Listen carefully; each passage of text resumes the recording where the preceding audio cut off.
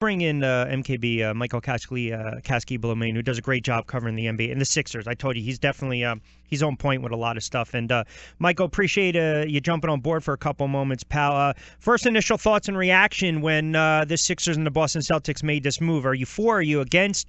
Are you indifferent? Hey, thanks for having me on, Rich. I appreciate it. And yeah, my initial reaction is, kind of in response to the caller we just had on. I'm completely for the move, especially now seeing the terms that the Sixers are giving up. I mean, you're basically, you're not losing anything in this draft. You're trading the third pick for the first pick, so that's a wash. And you're basically just giving up one of these assets that you had in the future for a guy that's basically widely projected to be the top player in this draft. A lot of the guys. A lot of the draft experts, the gurus, say that there's, a noticeable drop-off in talent between the 1 and 3 spot, and that Fultz is that guy.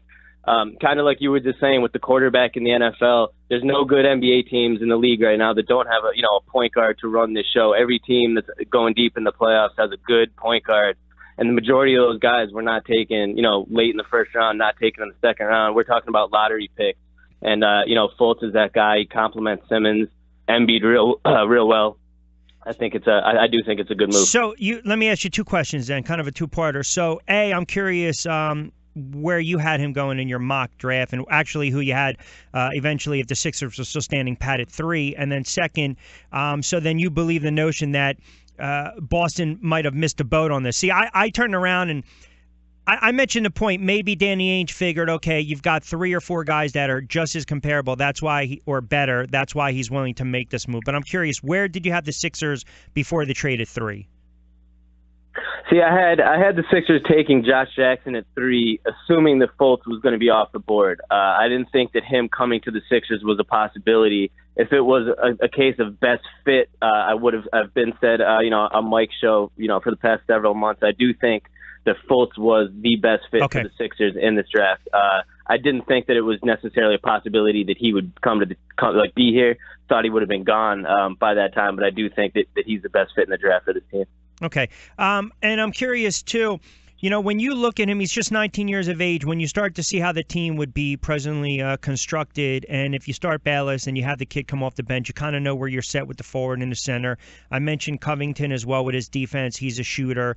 Dario, to me, he's not going to be a budding superstar, but I'm kind of softening my stance on Dario, where I think if out of all the players this year, the newbies, if you will, especially for the Sixers in the NBA, I think he actually benefited the most by Simmons not playing and Embiid not playing a full season, because he was able to get acclimated to the NBA game, and he showed that he can play, and he's going to be a nice fit. So I'm just wondering do you think Fultz is going to be able to come in right away, or do you think he's 19, small sampling size in college, let him kind of groom, they groom him, they develop him, and get him acclimated to the NBA game?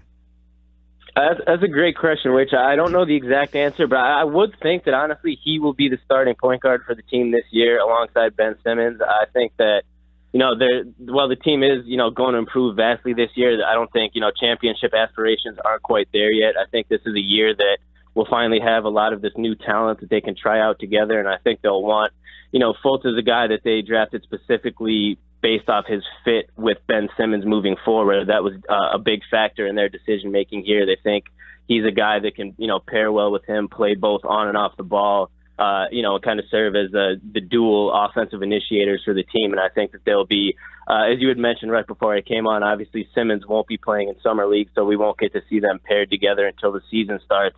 And when that does happen, I think that the Sixers will be pretty interested to, kind of get this experiment cracking right away with, those two and Embiid at least in the starting lineup, and then potentially sprinkle in a couple veteran additions or something like that, and then bring in, a guy like Dario, who I'm also very high off, like you said, off the bench, Covington, a couple other guys like that for the depth factor. Hey, listen, at the end of the day, I'm a believer in this, and I said it with the NFL, and I've covered the NBA and I've covered the NFL, and I think you'll agree to this. When you are set with your convictions and you believe you're making the right choice and you believe in the player so much, then you know what? If you believe that, then you have to pull the strings. You got to make the pick, or you got to make the trade. So if they believe that this is going to be that nice little piece in place to kind of latch on with Simmons and Embiid, then you let it play out. I look at a kid that only played a handful of games. His team only won 9 games. we played the cut from Seth Greenberg earlier this morning on SportsCenter mentioning Simmons and the fact that, you got two guys that are high draft picks here. They haven't really led their teams in college. I think there's validity to that, but I also think, I'm not going to say it's an unfair assessment. I think there's some validity. Is there any cause for concern in your eyes with that and that comment that, okay, you're right. I mean, it is a small sampling size, but if you're going to draft these players that high in those positions, you want to make sure they can lead. I do think there's a little bit of validity to that, Rich. I think it's a legit point. But at the same time, I think in today's landscape of the way college ball is in the NBA, I think it's really hard to put too much stock in, honestly, anything that happens as far as the team is concerned in the college game itself. I know that the majority of NBA front offices don't take the overall results of a team into account much anymore these days, obviously. But, as you can see, as you mentioned, the past 2 years, the top picks didn't even make the tournament. So I think a lot of it more is about what they can show individually. Obviously Fultz was dominant at times throughout the season. He put up, spectacular numbers. I think that is something that really gets factored in more. Obviously, I do think, ideally you'd prefer to have a guy like Carmelo Anthony who played 1 year, led his team to a national title, and you don't have those concerns. But, it doesn't always shake out how it does in college. Right. So while I think it's a bit of a concern, I don't think that it's something that's in the front of the minds of the NBA execs. Is there any validity, or can you give any type of update or insight on the I read a couple, and again, you know how it works in social media and some of these blogs and some of these reports with the potential 3-team trade, Indiana, Cleveland, Georgia going from Indiana to the Cavs, Love going to Cleveland to Philly, and then Dario going to Indiana. Is there any buzz? I mean, is that just kind of smoke and mirrors? Is that just being thrown out there? Any type of insight on that? I do think there's a little bit to that. I think it's more kind of an extrapolation of just the conversation that occurred between the Cavs and the Pacers, with the Sixers kind of being a team that has assets that the Pacers would be interested in. I haven't got indications from any sources that the Sixers themselves are super interested in parting with assets in order to acquire Kevin Love in this particular deal, which would be basically George going to the Pacers, or George going to the Cavs, Love coming to the Sixers, and the Sixers sending some young assets to the Pacers, whether it be Dario, Jalil, and some picks or something like that. I think that there's something to it, but as it seems now, it doesn't seem that the Sixers are necessarily super motivated to part with some of their remaining assets for Kevin Love. What do the Sixers do with Okafor? Because I think he's tough to move. I mean, is there any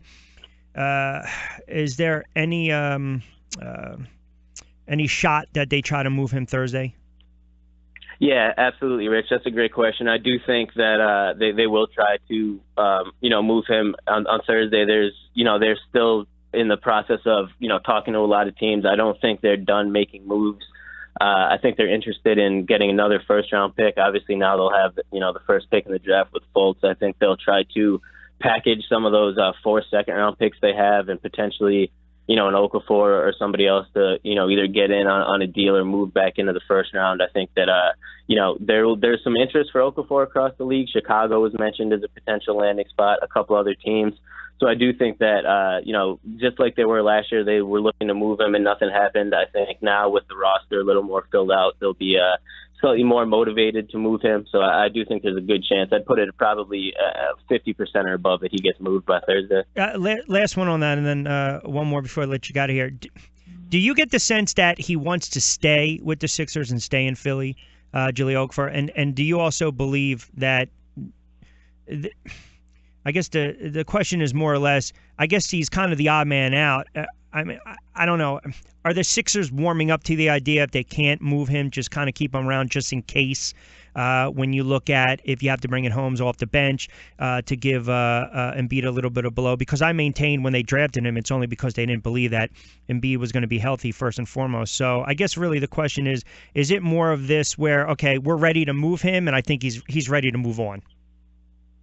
Yeah, that's another great question, Rich. I think the team honestly has kind of they're not quite as motivated to move Okafor as I think like a lot of the fan base has been. I think a lot of that fervor to get Okafor out of town is more fan base drive than the team base drive. The team has certainly shopped him and would be willing to move him, But, to directly answer what you said, I think that they would be completely happy to keep him on the roster, at least for, he's under contract on his rookie deal for 2 more years. I think that, the team, if they had absolutely wanted to move him at this point, they could have done it for pennies on the dollar. I think they would be cool with, just if they're unable to move him, keeping him, like you said, on the bench. He's a guy that can absolutely provide offense. He certainly, he didn't quite pan out to be a, third pick like some had hoped, but a guy that you could bring in off the bench for spurts, like you said, to, spell Embiid or Rashawn Holmes to kind of just give you a quick 6-8 minute run with some points in the post. I think that, Brian Colangelo and Brett Brown, I know Brett Brown is a fan of Okafor, so I do think that they will try to move him, but if something doesn't happen, I think that they would be completely comfortable bringing him back as a rotational piece for the next year, even 2 until his contract is up, and then, maybe part ways then. All right, Celtics just announced that they'll receive the Lakers' 2018 pick if between 2 and 5. Otherwise, Boston will get a higher pick between Philly or Sacramento in 2019, unless, I'm going to quiz everyone after this, unless 2019 is number 1 overall, then it's the other first-round pick. It gets crazy this time of year. Really, when you deal with the NBA and you start to deal with some of these trades and people moving salaries for salaries and draft picks, I mean, it gets absolutely it gets goofy. It really does. Last one before I let you get out of here. So I still think they're going to have a need, the Sixers, a little more depth with a shooting guard. We all know some of the names out there. Do you think they will be a player in free agency, whether, say, like a J.J. Redick? I mean, do you foresee them making another move or two during the summer? Yeah, absolutely, Rich. I do, especially now with the the Fultz trade, which was actually, as we've been talking, it was just announced, officially completed now by the Celtics, put it out so that the trade is done. But yeah, on the heels of that, I think that the Sixers will be even more motivated now that they kind of have this young core in place, that they know that, they have these guys they're going to look to build around. And, with the point guard area now addressed through Fultz, that was a position that was going to be potentially addressed through free agency. Now they can kind of shift to look at, exactly like you said, a guy like J.J. Redick, potentially a guy like Patty Mills from the Spurs, a Cantavius Caldwell-Pope from the Pistons, who, could be looking at a pretty contract, but the Sixers have the money. I do think that they will be aggressive in going after 1 or possibly 2 wing guys, perimeter players that can kind of come in and provide a little bit of experience and veteran leadership on this team to combine with their young guys and sort of, accelerate this process to, potentially turn to a playoff team this year. Listen, it's, if not this year, the next. I mean, seriously. Yeah, absolutely. At the end of the day, if anyone believes otherwise, it's just foolish. There's no reason why not only compete, but certainly within 2 years be a viable playoff team. And listen, the way the Eastern Conference is constructed, you win 40-45, you can get a 5, 6, even a 7 seed. I believe in playoff basketball. I think it's priceless for some of these young players, and I also think it also helps bring in some free agents down the road. So, but as you just mentioned, and as you just tweeted, so of course, Michael, multitasking, dealing with me and tweeting as we speak. It's official with that trade between the Celtics and the Philadelphia 76ers. All right, enjoy it Thursday night. There's not a lot of drama, but nonetheless, enjoy. Keep up the great work, friend. I appreciate it, Michael. Thanks, Rich. Appreciate you having me on, man. All right, you got it, pal. Be well, Michael Kaskey-Blomain. He does a really good job. Follow him on Twitter at @TheRealMikeKB.